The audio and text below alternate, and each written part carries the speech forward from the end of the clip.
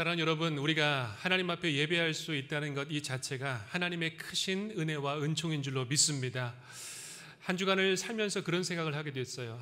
예배를 할 수 있다는 것이 얼마나 큰 은혜인가, 또 하나님을 찬양할 수 있다는 것이 얼마나 큰 기쁨인가, 또 하나님 앞에 아뢰며 또 우리의 삶을 토로하는 수 있다는 것이 얼마나 하나님의 크신 은총인지를 다시 한번 깨닫게 되었습니다. 오늘 이 시간 하나님의 은총과 은혜가 가득 넘치시는 여러분 되시기를 축복합니다. 우리는 매일매일의 삶을 살아가면서 어디로 가는지에 대한 질문을 던지게 되는 것이지요. 제가 여러분들께 한번 질문을 드려보고 싶습니다. 여러분은 어디로 가고 계십니까? 이 질문은 사실은 우리가 손쉽게 대답할 수 있는 답은 아닌 것 같습니다. 왜냐하면 우리의 본질 그리고 믿음과 삶에 대한 질문이기 때문이죠. 그렇다면 우리가 이 세상을 살아가면서 이 질문을 피할 수 있을까요? 그렇지는 않습니다. 언젠가는, 아니 매일 매순간 어찌 보면 이 대답을 우리가 해야 될지도 모르겠습니다. 만약 여러분이 이 질문을 받으신다면 여러분 어떻게 답변하시겠습니까? 목사님, 제가 하루하루 살아가는 것이 전쟁입니다. 그러니 어디로 가는지보다 제가 오늘 하루를 견디는 게 더 중요합니다 라고 말하시는 분도 혹시 있을지 모르겠습니다. 또 어떤 분들은 목사님, 저는 믿음을 따라 살아가려고 노력하는데 제가 가는 길이 과연 하나님께서 기뻐하시는 길인지 도무지 알지 못하겠습니다 라고 말하시는 분이 있는지 모르겠어요. 이 러시아의 대문호인 이 톨스토이라는 사람이 있었습니다. 그는 많은 부를 누렸을 뿐만 아니라 명성도 누렸고, 그리고 또 그가 가진 작품들도 인정을 받기 시작했죠. 행복한 가정생활도 이루었습니다. 그런데 그가 50세가 되던 해에 그에게는 깊은 우울감과 절망이 찾아오게 되죠. 그러면서 그가 일기에 이렇게 기록을 하게 됩니다. 내 삶이 정지했다. 나는 숨쉬고 먹고 마시고 잠자는 일을 계속했지만 진정한 삶은 없었다. 왜냐하면 내 삶을 이끌어갈 합리적인 의미를 발견할 수 없었기 때문이다 라고 기록하고 있습니다. 그는 자신이 어디로 가야 되는지, 왜 살아야 되는지에 대한 이유를 깨닫지 못한 채 방황하고 있는 삶을 살았던 것이죠. 그러던 어느 날 이 농장을 방문하게 됩니다. 그러면서 그곳에서 일하는 수많은 농부들이 행복과 기쁨을 누리는 것을 보았어요. 많은 재산을 가진 것도 아니고 특별히 감사할 제목도 없어 보이는데 그들에게는 유독 감사와 기쁨이 넘치는 것을 발견하게 된 것이죠. 그래서 유심히 살펴보니 바로 그 기쁨과 감사의 근원은 믿음으로부터 나온다는 것을 깨닫게 되었습니다.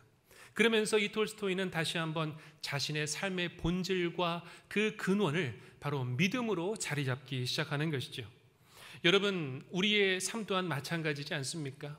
열심을 다하고 애를 쓰고 무엇인가를 많이 이루려고 그렇게 부단히 애를 쓰고 있지만 사실은 우리의 삶에서 찾아오는 것은 매일매일 찾아오는 허무감과 때로는 외로움과 절망감이 우리에게 찾아온다는 것을 보게 됩니다.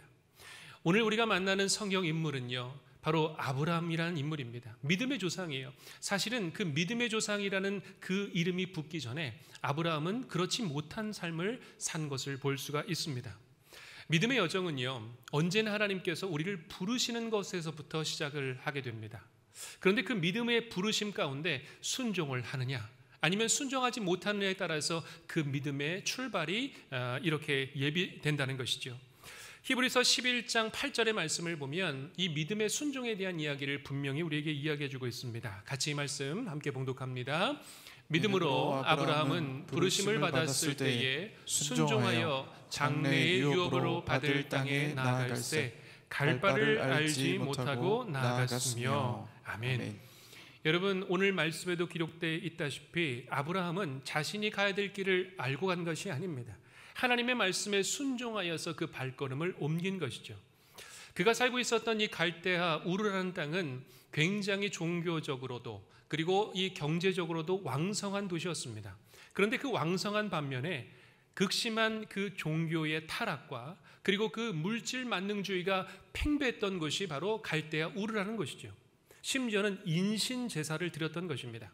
하나님께서는 그 종교적으로 타락한 그곳에서 바로 하나님의 땅으로 아브라함을 불러내기 시작하는 것이죠.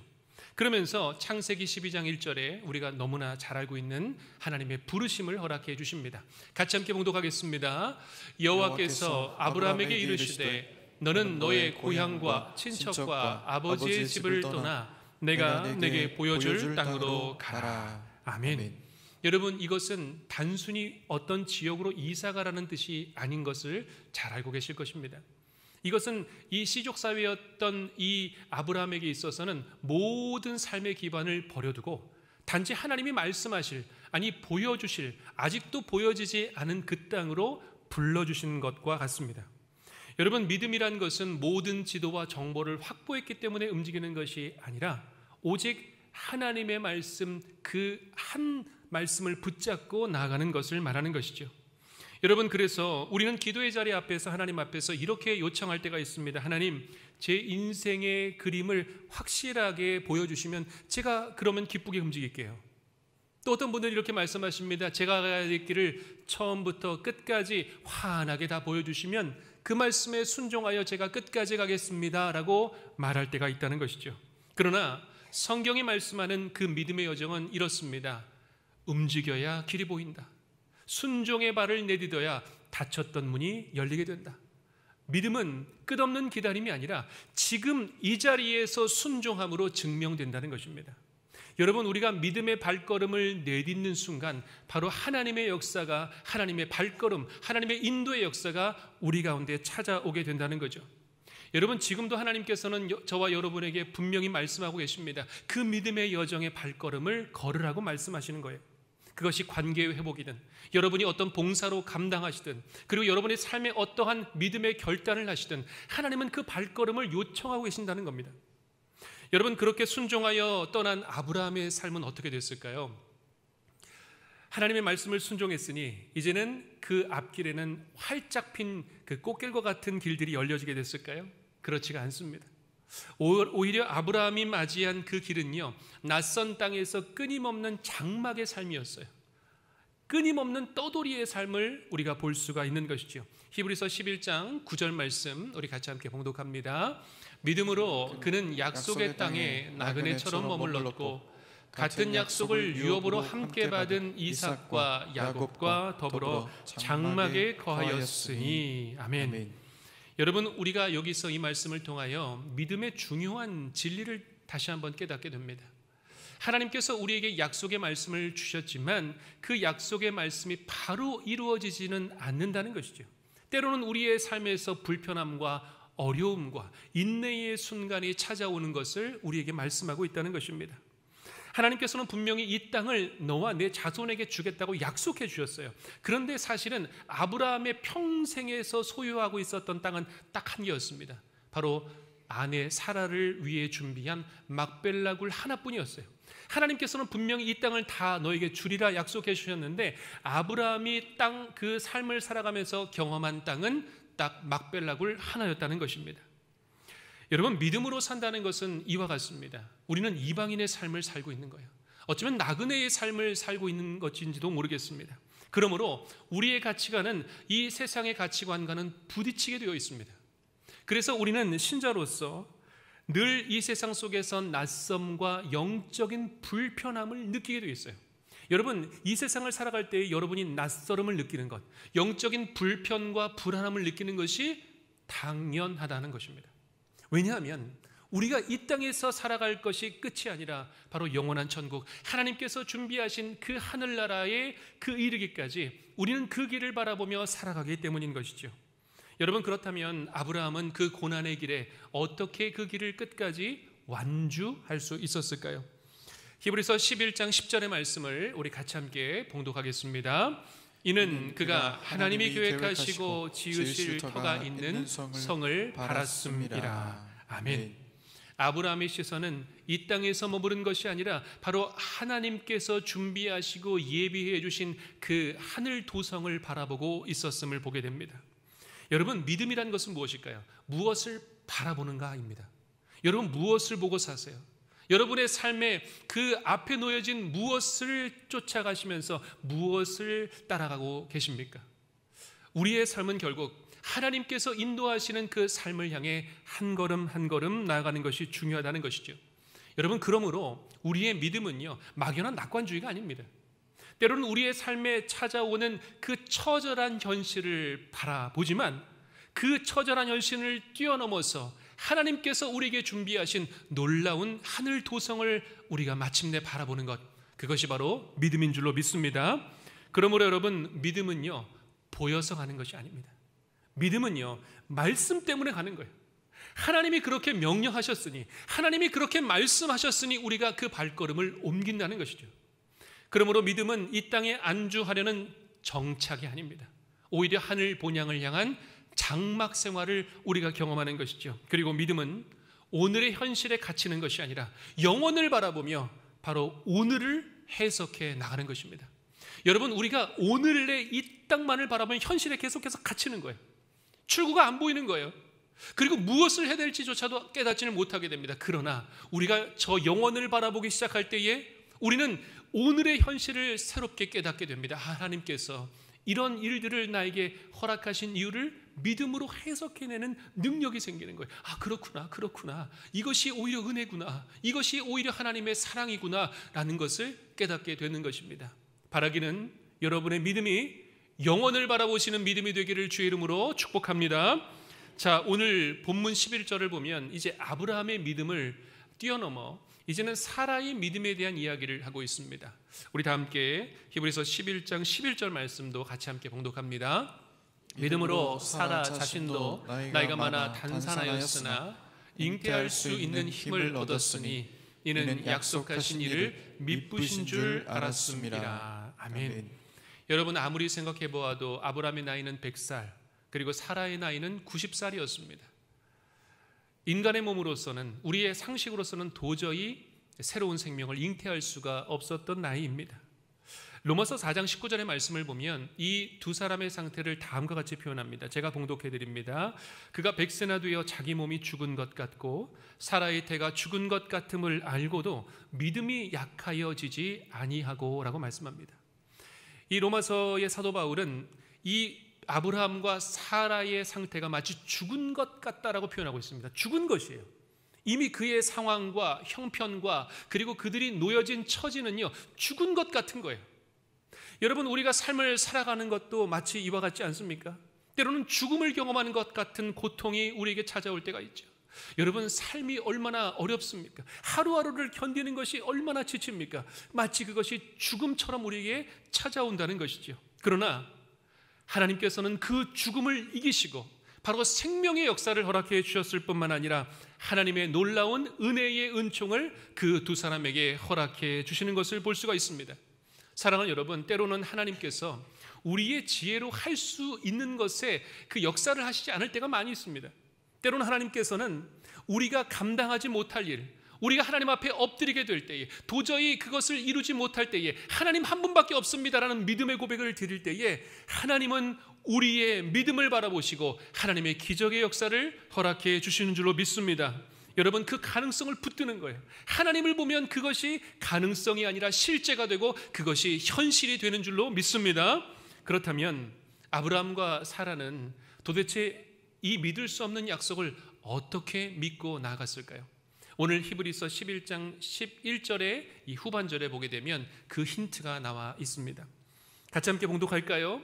이는 약속하신 이를 미쁘신 줄 알미라. 아멘. 빌립스 성경을 보게 되면 약속하신 분을 전적으로 믿었기 때문입니다 라고 해석하고 있습니다. 여러분, 이 미쁘신이라는 단어는 하나님께서 아름다우시다, 무엇인가 미적인 표현을 하는 표현이 아닙니다. 이 미쁘시다는 것은 신실하다는 뜻이에요. 하나님께서는 신실하시고 변함이 없다라는 고백입니다. 여러분, 우리의 감정과 우리의 믿음이 혹시라도 우리의 감정에 근거하고 있다면, 내가 예배 가운데 은혜를 받아서 눈물을 흘린 것을 가지고 내 믿음이 좋아졌나라고 생각하는 것은 착각일 수 있다는 거예요. 우리의 믿음과 그리고 우리의 감정은요 수십 번도 더 흔들립니다.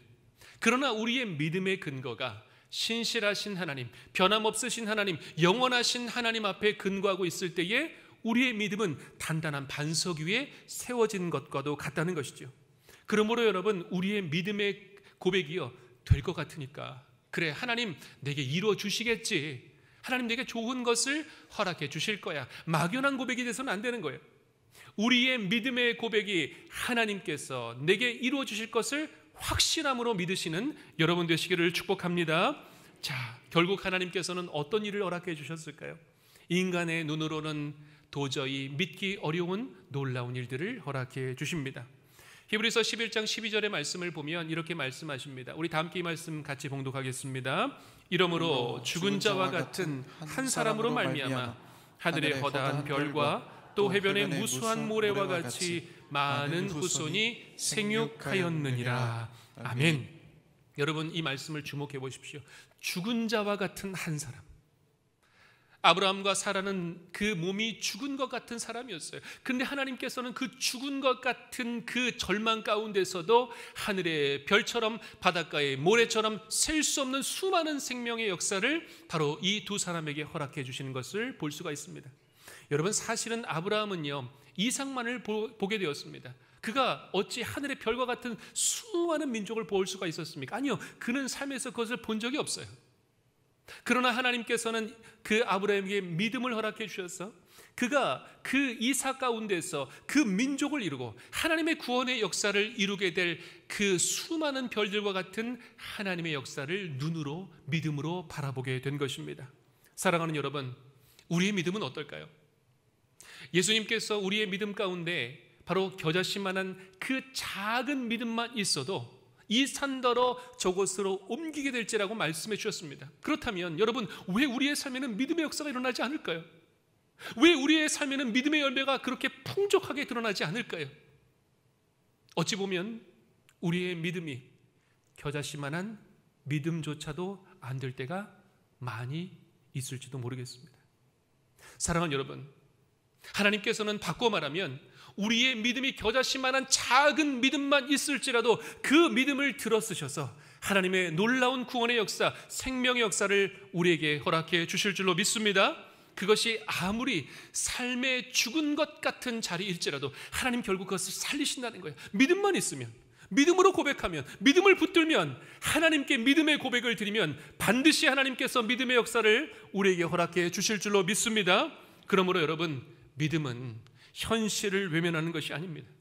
믿음이란 것은 현실을 정직하게 직면하는 거예요. 아, 나의 삶이 죽음과도 같구나. 그런데 그 너머에 계신 하나님을 신뢰하는 것입니다. 믿음은 눈에 보이는 결과를 믿는 것이 아니라 약속하신 신실하신 하나님 그 한 분만을 바라보는 것이죠. 그리고 믿음은 죽은 자리에서 생명을 일으키시는 하나님의 전능하신 능력을 실제로 경험하는 것입니다. 사랑하는 여러분, 믿음을 통하여 전능하신 살아서 역사하시는 하나님을 경험하시는 여러분 되시기를 축복합니다. 자, 우리는 아브라함을 통하여서 하나님께서 우리의 삶에서 믿음으로 어떻게 역사하시는지에 대한 이야기를 듣게 되었습니다. 여러분, 이것은 한 인물의 성공의 스토리가 아닙니다. 우리의 삶의 이야기예요. 믿음의 여정이에요. 자, 우리가 이제 이 히브리서 11장 13절부터 16절까지의 말씀을 보게 되면 믿음의 선진들이 어떻게 끝까지 그 믿음의 여정을 완주했는지 우리에게 말씀해 주고 있습니다.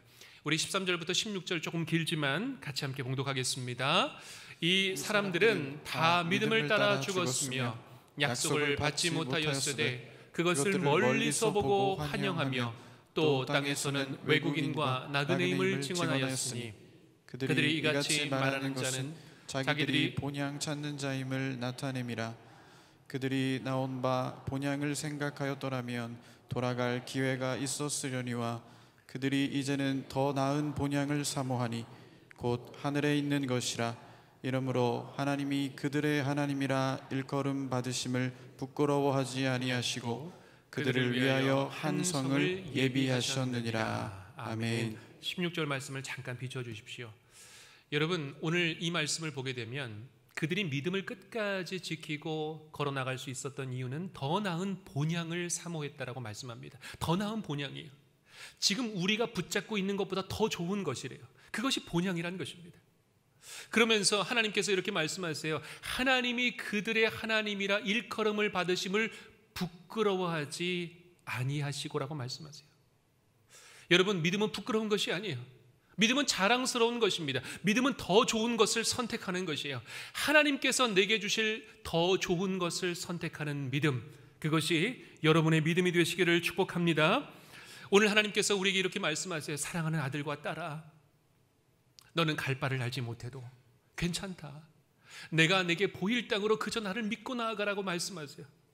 또 하나님께서는 이렇게 말씀하십니다. 내가 이 땅에서 내가 한 약속을 다 받지 못하고 눈을 감는다고 해도 괜찮다는 거예요.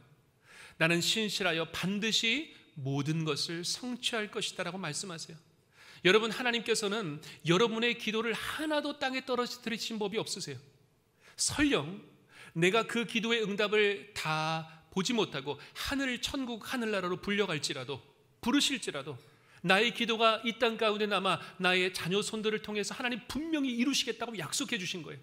여러분, 이것이 아브라함의 약속입니다. 세 번째로 하나님 이렇게 말씀하십니다. 내 삶이 죽은 것 같은 절망의 자리에 있다 해도 두려워 말라. 나는 바로 그곳에서 생명을 일으키시는 부활의 하나님이다 라고 말씀하십니다. 사랑하는 여러분, 우리가 끝까지 붙들어야 될 것은 무엇인가요? 시시각각 변하는 우리의 삶의 환경과 자리가 아닙니다. 오늘 하나님께서는 우리에게 믿음의 본질, 믿음의 근원에 대한 이야기를 하고 계십니다. 바로 우리가 바라봐야 될 영원한 천국, 그 천국을 바라볼 때에 우리의 믿음의 완주는 끝까지 반드시 성취될 줄로 믿습니다. C.S. 루이스는 이렇게 이야기합니다. 하늘을 목표로 하면 땅도 덤으로 얻지만 땅만 목표로 하면 둘 다 잃는다라고 이야기하고 있습니다.